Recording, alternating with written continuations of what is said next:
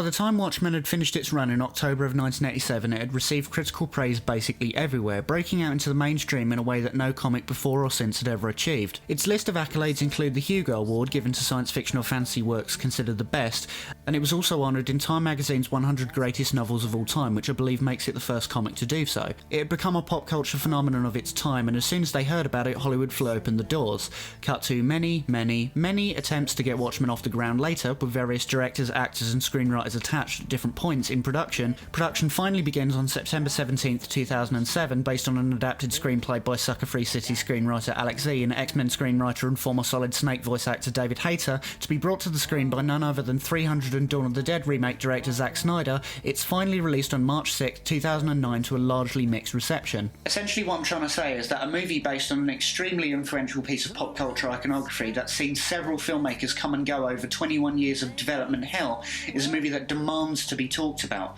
But first, let's go over the case notes. Watchmen is a masterwork in comic book narrative and theming. First published as a 12-part miniseries from September of 1986 to October of 1987, it portrays an alternative present, that is, an alternative mid-80s, whose culture and politics have been dramatically altered by the prominence since the 30s of costume vigilantes. Watchmen's conception began as something of an extension of Alan Moore's work on Miracle Man in the early 80s, a series which Moore had radically rebooted into a dark postmodern character for Warrior magazine. Even though it has nothing to do with Watchmen, his work on Miracle Man during that time functions as both Patient Zero and a precursor for Moore's later work, in that he begins to explore themes that will eventually become prominent staples, such as the superhero as a source of terror, the sympathetic villain, and exploring the dense mythology of an established fictional character. As such, Watchmen initially came about as a pitch Moore made to DC Comics regarding a newly acquired line of characters DC had bought from Charlton after they had collapsed. Whilst DC managing editor Dick Giordano was initially turned on by the proposal, he rejected the usage of the Charlton characters on the grounds that the story Moore aimed to tell would leave many of them unusable afterwards. So Moore was given the go-ahead to turn his pitch into a series with original characters instead, with Dave Gibbons coming on board as artist and shortly after him John Higgins as colourist. What followed was a huge brainstorming session between Moore and Gibbons in which they would largely discuss creating original characters and putting together the bare bones of the story, with the aim of, in Alan Moore's words, creating a kind of superhero Moby Dick, something that had that kind of weight, that kind of density. Now, even though the story has a lot of density in terms of its world building and background information, Alan Moore's writing makes sure that at all times the logic of this alternative universe is perfectly clear. An abridged version of the story's chronology would roughly look like this. In 1938, when Action Comics #1 was first published, in our world it led to other publishers copying the Superman character, whilst in the Watchmen universe it led to actual people copying the character by dressing up and fighting crime. In alternate history fiction, this will be referred to as our point of divergence.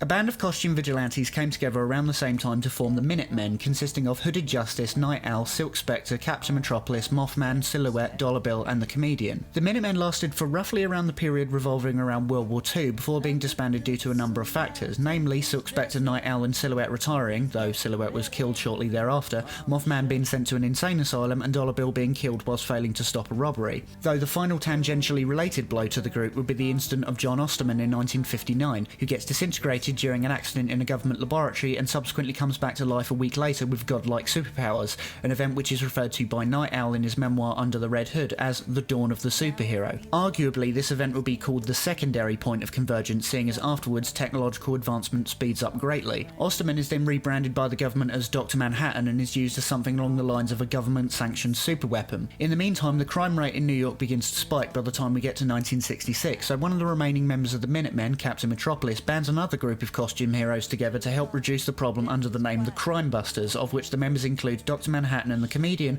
but also some new faces such as Ozymandias, Rorschach, and two old hero mantles taken up by new people. Silk Spectre 2, who is actually the original Silk Spectre's daughter, and Night Owl 2, a big fan of the original with a lot of inheritance. The team doesn't last particularly long, largely because the Comedian fundamentally finds the idea of teaming up fruitless when compared to what's really tearing the world apart, and instead opts to go serve in Vietnam with Dr. Manhattan at the behest of President Richard Nixon, who is serving his third term. The final blow to costumed heroes saving the world comes 11 years later with the Keene Act in 1977, whereby vigilantes are officially banned by the government or are forced into retirement, an act that went into place after a police protest turned into a riot thanks to their actions, the increasing mistrust the populace feels towards them, and the increasingly unhinged vigilante justice of Rorschach, the only exceptions being both Manhattan and the Comedian, seeing as they officially work for the government, along with Silk Spectre 2, as her and Manhattan have struck up a relationship.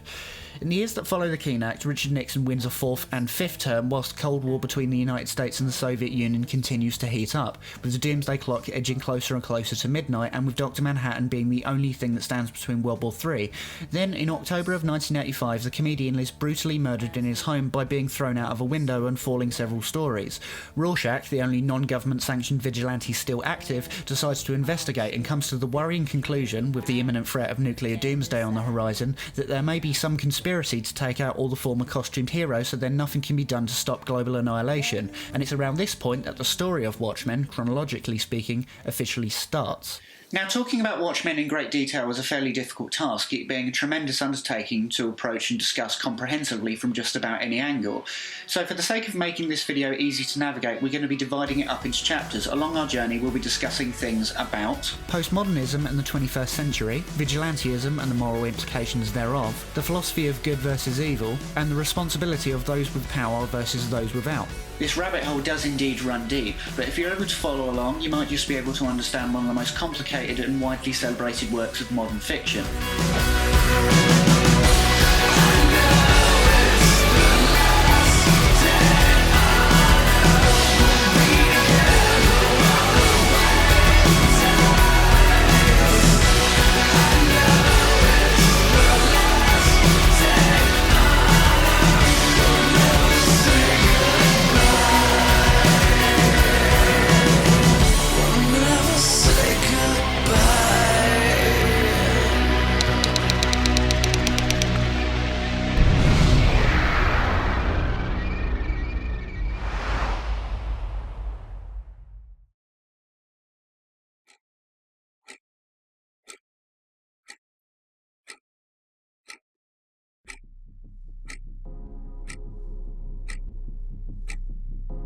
Watchmen is frequently referred to as a postmodern comic book, but in order to examine Watchmen as such, we need to define postmodernism and discuss why Watchmen is often described with this term. Specifically, it's important to look at what makes postmodernism the way that it is, and what that term says about the arts and entertainment it describes.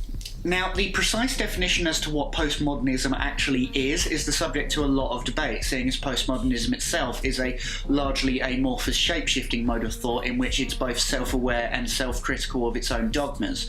But for the sake of clarity, we're going to be creating a working definition that's useful for our purposes. In a phrase, postmodernism is largely defined by skepticism, specifically of the modernist movement that came before it and the notion of objective truth. In traditional storytelling, we're accustomed to a linear sense of cause and effect, where one action inevitably leads to another, creating a direct correlation between the two things. But in postmodern storytelling, there is no such correlation, instead opting to explore the random, chaotic, and ultimately unknowable nature of events as we perceive them. It's why you'll more than likely notice that postmodern art and entertainment is often presented with a shaky grasp on concepts such as reality and time. Postmodernism is a very wide-ranging term used to describe a way in which we consider our world in regards to philosophy, art, and literature, among other things, that first emerged at some point around the 1950s and 60s. The idea was to reject the grand narratives of modernism that had come before it, narratives such as there is one true God, history is progress, and peace on earth. In postmodern thought, there is no scientific, religious, or philosophical truth that will explain everything about our world to everyone. It lacks that kind of optimism. And so everything is understood on a micro level, knowledge and truth are contextual and constructed, whilst reality only comes to exist through our interpretations that come to us individually. Thus, postmodernism is often characterised by self-referentiality, where characters are aware of themselves as characters in stories, by moral relativism, and by cynicism and irony. How this applies to Watchmen is in the area of postmodern art, the nature of which is to criticise the dogmas of what came before it, with the best way to go about it being to highlight the context under which art is presented, whilst questioning what rules constitute something to be considered art at all. Watchmen, as it stands, contains some of the best writing and craftsmanship of any work of modern fiction. The irony is that it's also a 12-issue series of comic books, a form mostly dismissed as a disposable medium for children up until that point. Now, I don't really like talking about things in absolute terms, in as much as I'm not really game to be referring to Watchmen as the Citizen Kane of comics, because nothing is the Citizen Kane of anything except Citizen Kane. But a comparison between the two isn't entirely unwarranted, seeing as both of them are seen as massive game changers for their respective media in historical terms. Simply put, Watchmen was and still is a monumental achievement, and to say that it changed the game for comic book superheroes forever would be an understatement. We're still feeling it in the industry now. Now, it's often brought up that Alan Moore famously doesn't like and will shun, more to the point, adaptations of his work, stating that his work in the comics medium was designed to showcase only what the medium was capable of. And I think that's a very important footnote that doesn't get discussed much. The importance that Alan Moore feels towards preserving the artistic integrity of his comics is ultimately because Alan Moore's comics are comics as comics, boldly standing as works unto themselves. Very often in postmodern art is the questioning of art by reframing it in an unfamiliar context, and the initial goal of Watchmen is to ask questions about the serious implications of what it would mean to be a superhero walking among society, by reframing a fairly conventional murder mystery story in a universe that functions as an overlap between the universe of superhero fiction and then contemporary reality. Despite the premise being tinged with an overwhelming sense of irony, Watchmen takes the implications of its central idea very seriously. It gives the implication that, whilst they have very little to do with each other, the murder mystery plot taking place against the backdrop of a potential Third World War between the Soviet Union and the United States both equally complement each other. Both are given the same amount of airtime as the other, and both help provide context as to what the social and political psyche of its universe looks like. After all, Watchmen provides a highly detailed backstory to the events of the story, and one cannot help but view both stories as a direct consequence of those events. So instead of looking at Watchmen as a multitude of subplots, the non-linear structure asks us to view everything that's happening as if it were one singularly complex hyper-moment that extends back through time to a single point of origin. The background detail presented isn't treated in the same manner as flavour text in a video game. Everything that's served up for its readers to know is put there for a specific purpose.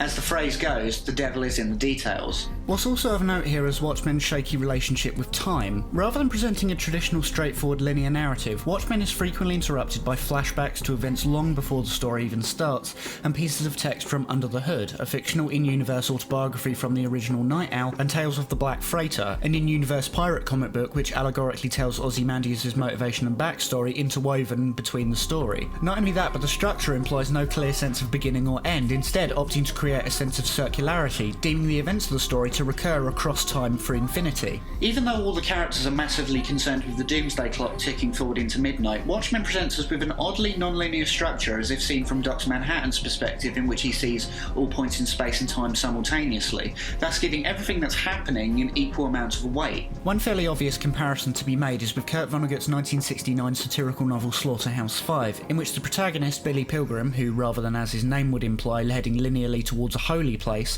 experiences all points in his life simultaneously, describing himself as feeling unstuck in time, largely as a result of his horrific war experiences. Similarly, Dr. Manhattan is unable to see the future temporarily because of the gigantic squid attack in New York that awaits the characters, and thus is unable to prevent it from happening when it does. And incidentally, that's something key to Watchmen as well, in that it likes to take comic book tropes and treat them with the utmost seriousness, what with the comic book world and the then present political climate overlapping in the way that it does in the story. So the idea of superheroes fighting a giant monster of some description is a common idea in Silver Age superhero comics, but here it's treated with an almost Lovecraftian level of cosmic horror. So what we're dealing with here in general is a kind of Silver Age comic book weirdness reconstituted as nightmare fuel aesthetic. Alongside this idea is the way in which Watchmen builds its themes and motifs by way of recursive intertextuality. The imagery and iconography of Watchmen create what is effectively a Where's Wally level of detail and thematic density that is intentionally hard to navigate. One of the most famous images of Watchmen is of course the bleeding smiley badge on the front cover, which in itself is a nice visual signifier of the book's intent, and on its first page our perspective swoops upwards towards the building from which it fell as the blood from the comedian's body drips away alongside underneath. But did you ever notice that this is mirrored later on by a suspiciously similar yellow clock at the end that gets bled on during the squid's big attack? And at the same time, Ozymandias' triumphant panel, in which he's overjoyed with completing his evil plan, has his arms meticulously placed at the 10 and 12 position, much like the doomsday clock that's been recurring throughout the book, forever ticking away towards the inevitable. And also, did you ever notice that the day the Earth stood still is playing in the movie theatre near where the newsstand is, a detail that foreshadows the alien monster that shows up in the last issue? And whilst everything I've just described sounds complicated enough, it gets even more complicated when you realise that the story itself is circular by design. At the very start of the book, we can clearly see Rorschach out of costume as Walter Kovacs walking through the blood on the pavement holding a sign that reads "The end is nigh," something he does frequently whilst out of costume. But if we were to turn to the end, at the moment where the new frontiersman has no more stories to write, we see a journalist picking up Rorschach's journal to read it, leading us back to the very first page, creating a perfect loop. perhaps to imply that the actions of the characters, and by extension all people, are destined to recur infinitely across time, or perhaps to imply that, canonically speaking, Ozymandias' empire is destined to crumble, creating yet another period of fear, violence and political anxiety, perhaps leading to yet another doomsday threat. In a way, this is yet another example of demonstrating how Dr. Manhattan views space and time. If nothing ever ends, as he puts it in a conversation with Ozymandias regarding whether or not the ends justify the means, then all we have is a series of means with no ends in sight. Watchmen deliberately leads its readers down a trail of circular logic. If the end is apparently nigh, and at the same time nothing ever ends, then how do we sort good from evil in terms of a justifiable means working towards an unknown and unquantifiable ends?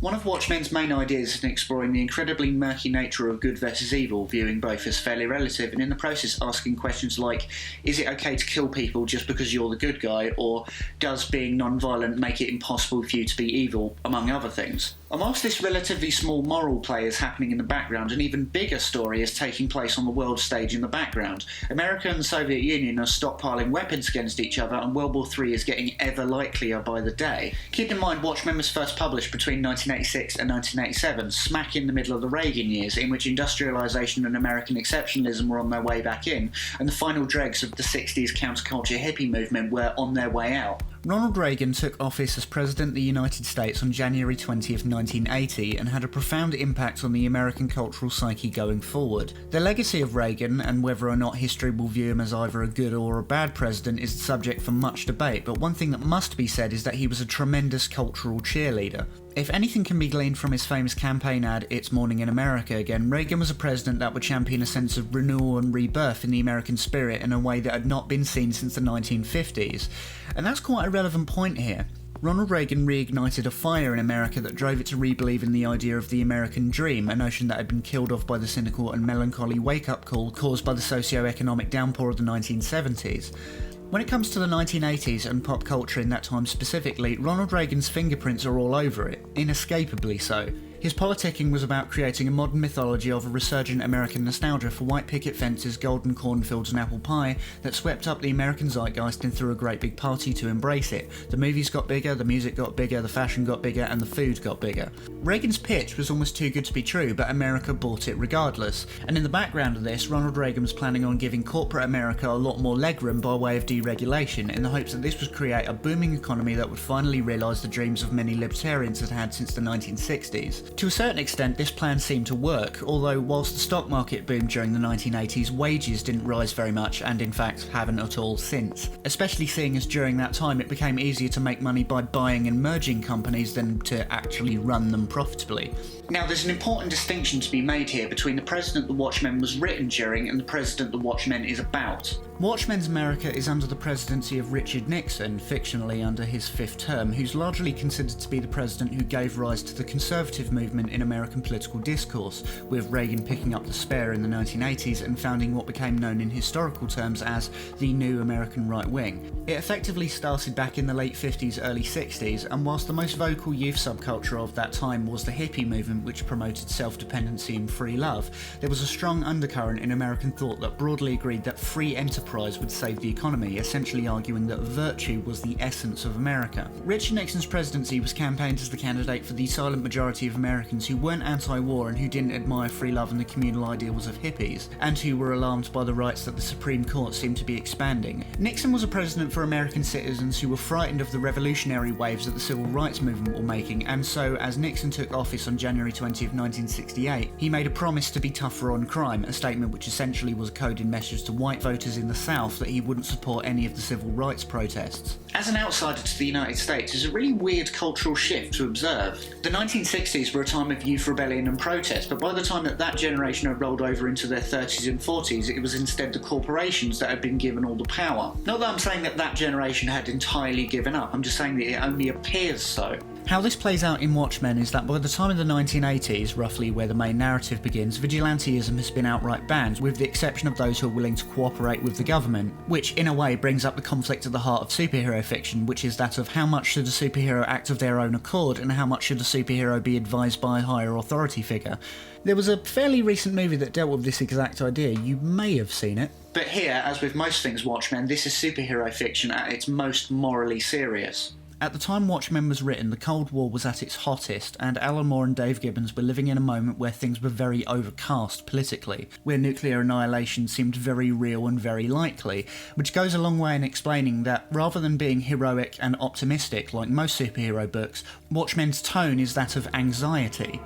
One of the things that hangs heavily over the heads of everybody is the nuclear issue, because for the first time there is a strong possibility of everybody dying on the same day. It doesn't even matter whether we ever fire these missiles or not. They are having their effect upon us now, because there are a generation growing up who cannot see beyond the final exclamation mark of a mushroom cloud. There are a generation who can see no moral values that do not end in a crackling crater somewhere.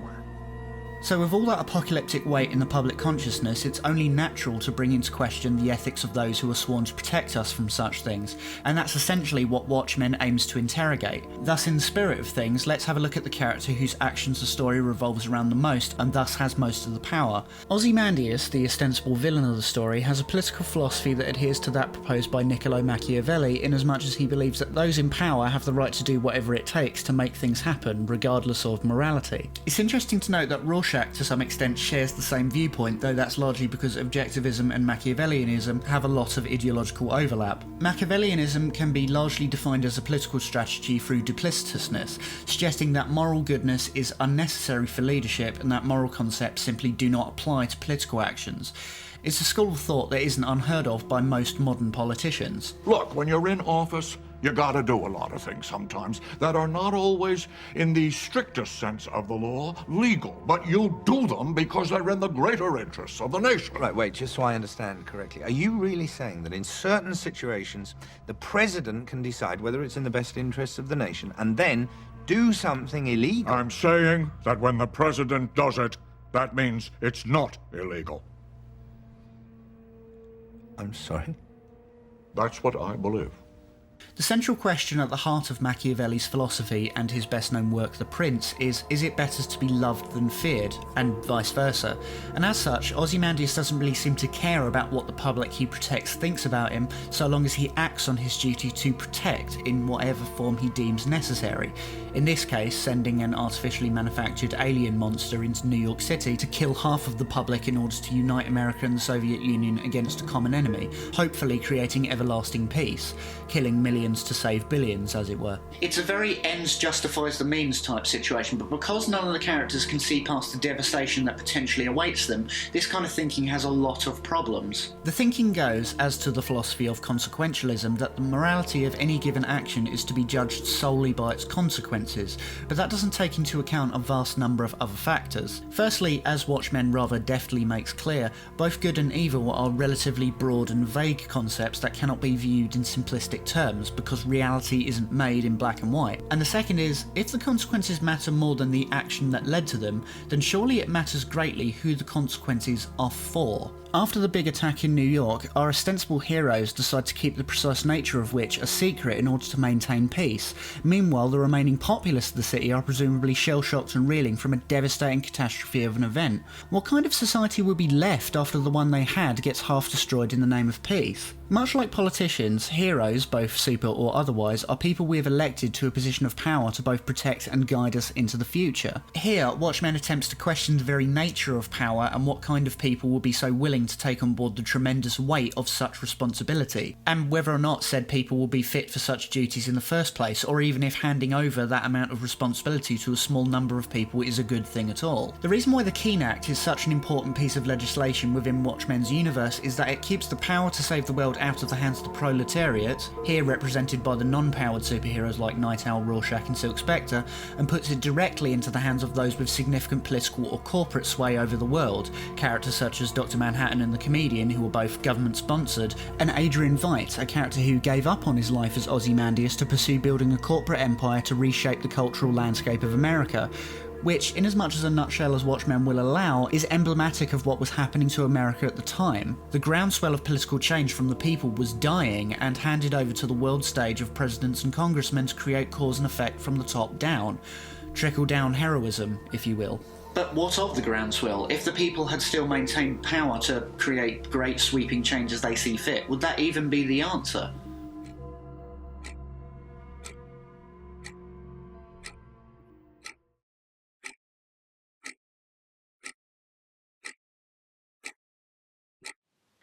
It's somewhat undeniable at this point that superhero fiction, since its inception at the hands of two Jewish teenagers from Cleveland, has largely been structured around the idea of the power fantasy, and I'm not suggesting that's a good thing or a bad thing, I'm just saying that that's what it is. Superheroes, regardless of origin, often suggest the idea that ordinary people can do extraordinary things given the right circumstances, and that matters of justice can be taken into individual hands and out of those of the authorities. And as with most things in superhero fiction, Watchmen leaves no stone unturned. So let's start with the fundamentals. To what extent should it be acceptable for a person to take matters of justice into their own hands? Vigilante justice is generally defined as justice and law enforcement undertaken by those outside of legal authority, and has both pros and cons stemming from that same idea. Vigilantism is above the law, meaning that on the one hand it's easy to eke out justice due to there being only one lone judge, and on the other there being no accountability for their actions. If you'll recall from the Dark Knight episode we did, we spoke about how vigilantism tends to arise during times in which law and order has broken down, or is seen as untrustworthy, which is why Batman seems to escape a lot of criticism, because it's generally established in both comics and other media that Jim Gordon is the only trustworthy officer in the Gotham Police Department. He's accepted by the audience because he is, if you will, a kind of emergency measure, stopping the gap left by the local collapse of conventional justice. He's even shown as hoping for Gotham's healing under the guidance of the promising Harvey Dent, so that one day he's not needed for citizens to feel safe. The trouble is, of course, once you start letting certain people live above the law in emergencies, it can easily creep into being part of the permanent order. The authority of law itself becomes eroded, because if laws are accepted as not applying to powerful people, then what justice do they represent? Another thing is that vigilantism is very often justified by stating that the actions taken are merely the wish fulfillment of the communities they serve. But the issue taken here is that wish fulfillment and justice are not mutually exclusive concepts. They live near each other and sometimes overlap, but wish fulfillment is not, and more to the point should not, be how we define justice. The key reason being that a society which encourages justice based on wish fulfillment will be one in which constant finger pointing will be the tallest order of the day, rather than finding any actual sort of proper solution, which I reckon you'll agree isn't really justice now, is it? The question of justice is an important one to ask, because it effectively decides what kind of world you want to live in, and whilst there are many different interpretations on the term, it's generally agreed upon that when we talk about justice, in whatever form it takes, we're largely talking about fairness, letting the punishment fit the crime, as it were. So I suppose the problem that one encounters with vigilante justice is the notion that what is or isn't fair in a given scenario is up to a single individual rather than decided through any kind of democratic process. And under the circumstances, we're talking about what this particular individual considers fair. So yeah, vigilantism is kind of inherently problematic, but then again, you could probably have guessed that just from reading the book.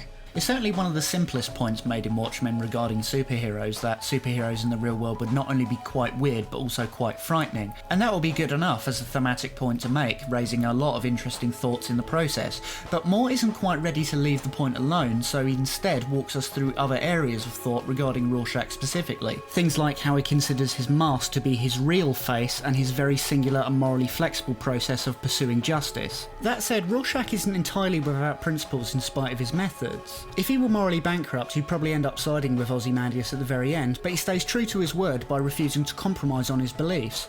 And I'd say that's a pretty bold position to take for a character that thinks nothing of breaking a guy's fingers in 9 places. When it comes to vigilantism, it's somewhat clear that it's something of a romantic ideal, the symbolic hero figure that will fix things that need fixing the most, who will work tirelessly to right wrongs, and is of such incorruptible character that there's no need for oversight. But as Watchmen takes fantastical ideas into a real-world context, it not only shows the fatal flaw in such a way of thinking, it also demonstrates some genuine down-to-earth human qualities of the character. Stopping a giant squid attack from happening probably isn't something that any one of us is ever going to have to do in our lifetimes, but not backing down on our principles is. And it's in that regard that Rorschach can be considered a hero, even if his principles are rather shaky at best. He almost ends up as the hero of the book. He's certainly the character who seems to have the most ferocious integrity.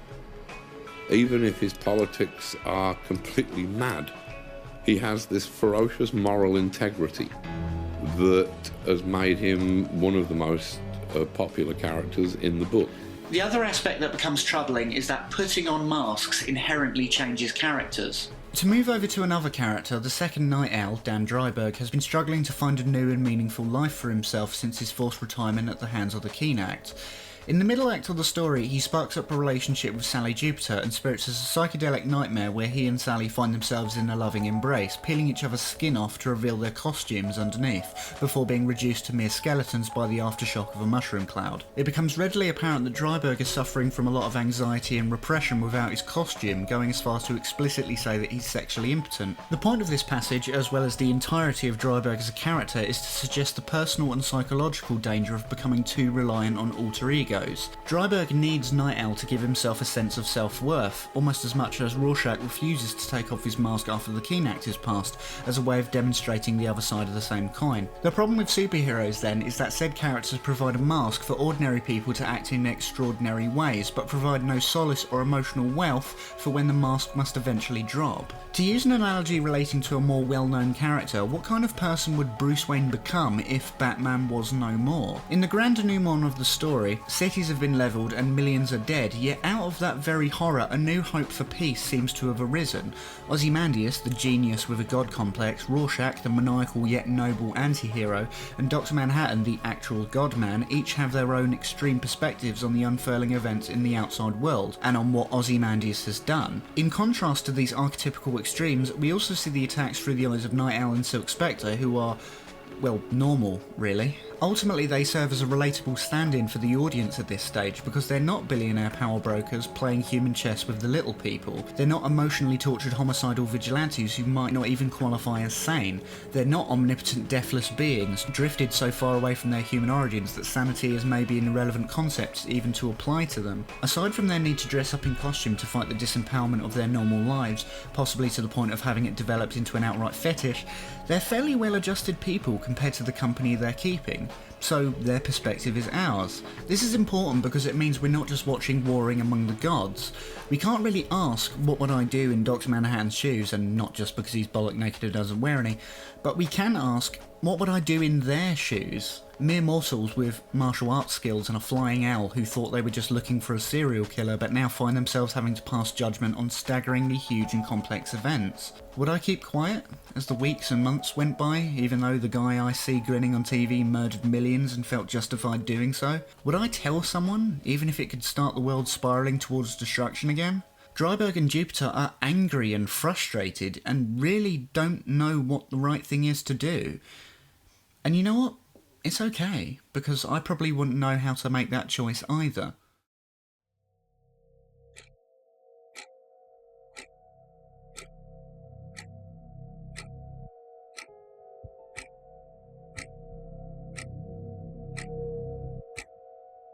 As you've probably guessed by now, Watchmen is a very thematically dense book. It's about a great many things. But the thing that it keeps coming back to is that of power and responsibility. There's the question of whether a superhero is someone who beats up bad guys or if a superhero protects people. And whilst it's possible for someone to inhabit both, Watchmen takes nothing as a given and explores both side by side. Rorschach can almost entirely be defined by his capacity to beat up bad guys, whilst Ozymandias' stated end goal is to prevent all-out Armageddon. And yet, a large part of Ozymandias' plan does involve him killing a large amount of the populace in order to stop a world war, requiring the rest of the characters to keep quiet about it. Rorschach stands by his conviction that the public should not be lied to about what happened and gets obliterated by Dr. Manhattan in order to maintain peace. There's a lot of carefully layered ambiguity there with the posed question to the reader of who's right, but the thing about Watchmen is its story and ideas are too complicated for easy diagnosis. Watchmen makes an interesting argument with its complexity regarding how sometimes being right simply isn't enough. For instance, how are we supposed to feel about the fate of a character like Rorschach, a character who, whilst his political views are completely insane, ends up having the greatest amount of moral integrity of all of the characters in the story, which he ends up paying for with his life? In the broadest sense, Watchmen is about the struggle for good and doing the right thing in an increasingly complex and pluralistic world. Ultimately, the thesis statement of Watchmen is encompassed by the final sequence of events. Superheroes don't exist in the real world because human ethics are way too complex and grey to be divided into the good versus evil mould of Silver Age superhero comics, and applying that same thinking from a comic book reality to an actual reality has disastrous and potentially catastrophic results. On that basis, you could possibly see Watchmen as a deconstruction of America itself, although Watchmen does a good enough job of highlighting this theme itself with its very carefully chosen backdrop of the United States Cold War against the Soviets. It skillfully contrasts the infighting between comic book superpowers and the political superpowers, and how responsibility, regardless of right or wrong, hangs between both sides. In other words, the world that Watchmen crafts is essentially what happens when you look at the world in strictly binary good and evil, us versus them terms, and how you can't apply such thinking to something as incredibly complicated as a potential nuclear war. And in that regard, Watchmen's social commentary functions as a searing insight into what was happening in America at the time. Our postmodern society as we know it today was beginning to emerge, and the world was struggling to find a moral foothold in an increasingly shaky landscape, and so the clean-cut moralism of the superhero myth was starting to look impossibly anachronistic in realistic terms, which is odd because what Alan Moore and Dave Gibbons hit upon was an absolutely perfect metaphor for being tasked with immense responsibility and power, and marry that idea to a then present-day political backdrop in which no one knows what the future is going to look like, because the importance of the powerful's decision-making is all that can be focused on in the now. Nobody knows what the future is going to be, because much like that of the American psyche at the time, everything in the story is presented as a seemingly endless and ever-complex trail of events, in which everything presented is of immense importance. The only character who seems to have a vague idea of what the future might be is Ozymandias, who dreams of an empire of peace and freedom at which he sits at the top. Yet there's a sense of dramatic irony built into Ozymandias himself regarding his name, which is taken from the poem Ozymandias by Percy Shelley, probably his best-known work. The poem details Shelley's encounter with a traveller who describes a ruined sculpture of Ozymandias, the Greek name for Ramses II, who was the most powerful pharaoh of the Egyptian Empire, and specifically the empty landscape where his great empire once stood and where said ruined sculpture sits now. Some of the parallels between Shelley's Ozymandias and Watchmen's are fairly obvious, particularly in that Watchmen's Ozymandias favours a Egyptian-themed costume as well as clearly having delusions of grandeur. But the parallel also highlights something else about his character which says a lot about the people in the world, and in particular those who aim to save it, which is that in spite of the fact that Ozymandias is supposedly the smartest man in the world, he still can't see past his own empirical plans, no matter how long term. After all, on a long enough timeline, all events eventually become short-sighted, something which Dr. Manhattan is very quick to point out. Shelley's poem is ultimately a commentary on power and the arrogance of those who stake a claim on it, how power eventually fades and the work created by the powerful will be reduced to dust due to the vastly greater power of time. Ozymandias' empire of peace and freedom won't last forever, because it can't, and yet here he is prepared to destroy half of New York in order to do it. A common thought in superhero comics is that peace and freedom, no matter how fleeting, must always be fought for on the grounds that they are fundamentally good things to want for others. But on that basis, and the basis of Ozymandias' plan to gain that peace, does that make Ozymandias the villain or not? The remark, "nothing ever ends," is a very apt commentary on real politics. People say the end justifies the means, but nothing in politics ends. You just store up consequences for the next generation. Ozymandias has perhaps saved the world for now, but what of 10, 20 or 50 years later, whenever the truth finally comes out, or if further unintended consequences emerge? Ozymandias doesn't know if he's truly succeeded. Maybe no one will know for sure for decades to come. Machiavellian pragmatism isn't something one naturally associates with comic book heroes, but in fact, Watchmen shows this kind of thinking to be endemic to the genre. Ozymandias and Rorschach are in a sense opposite ends of the superhero spectrum. One deals in plans to save the world and change things on a grand scale, and the other deals with criminality purely in microcosm. The mugger he comes across in the alley, the murderer he read about in the paper. Saving the world and punching people, two things that Superman does. But significantly, both adopt a worldview in which their ideals or aims justify their means. Veidt's life work has been about him trying to find ways to save the several billion inhabitants of Earth from their own self-destructive tendencies. He effectively wants to cure war and criminality. But he looks at the human race so entirely in macrocosm that he's willing to accept killing millions of people to save billions as necessary and acceptable. He sees only the forest, not the trees. Rorschach, in his own way, is just as ruthless and probably even more monomaniacal, but he thinks local, not global. He does have strong, if simplistic, political opinions, but no political motives or goals. He doesn't think about fixing the evil of the human race collectively, or at any point suggests he considers it possible. His worldview creates a scenario in which he, the masked one, is a lonely warrior figure fighting an endless succession of individual battles, but no overall war. He doesn't see crime as a whole collective phenomenon, only criminals to destroy. He sees only the trees and not the forest. This means that their versions of moral pragmatism are incompatible. Rorschach will do wrong in pursuit of his quarry, snapping fingers of informants and so on, and will certainly kill those guilty of specific crimes, but he cannot, like Ozymandias, shrug off killing millions of innocents. To Ozymandias they're a regrettable statistic, but to Rorschach they're millions of individual acts of murder, and he can't ignore that.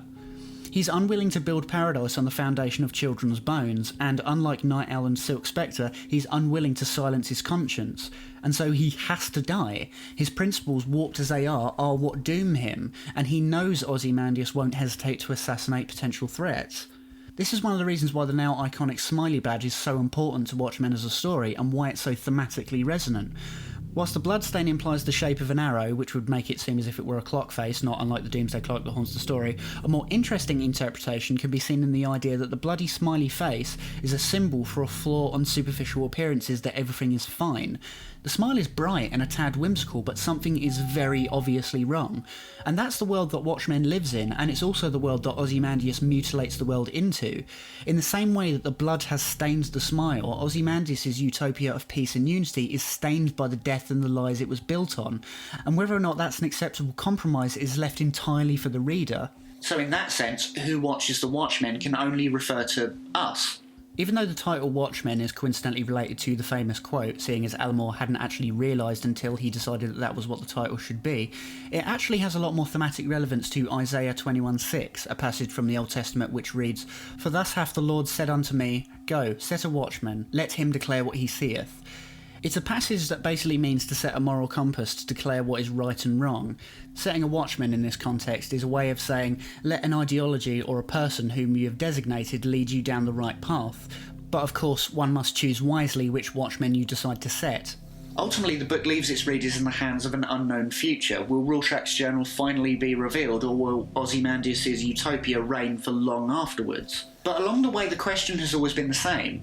Of all the Watchmen that we're introduced to, who's been the one that you've set?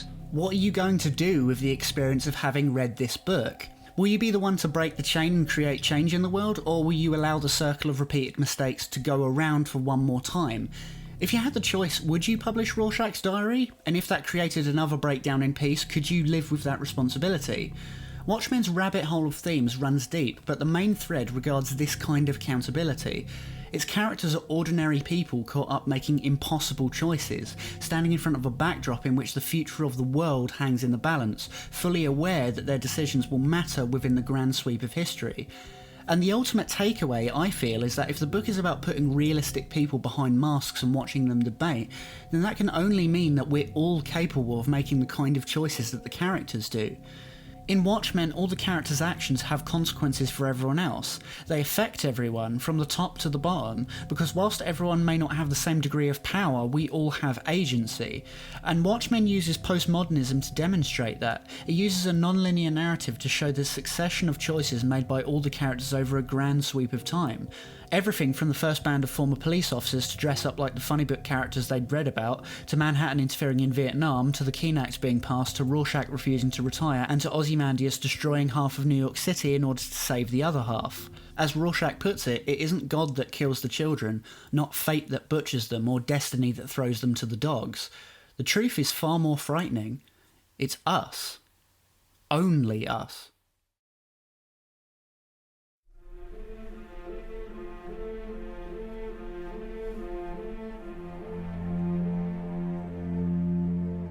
Every single person from the top of the world to the bottom, we all have a choice. Our decisions will birth our future. Our decisions dictate what world we want to live in. We are all in control. We are all watchmen, and we are all responsible.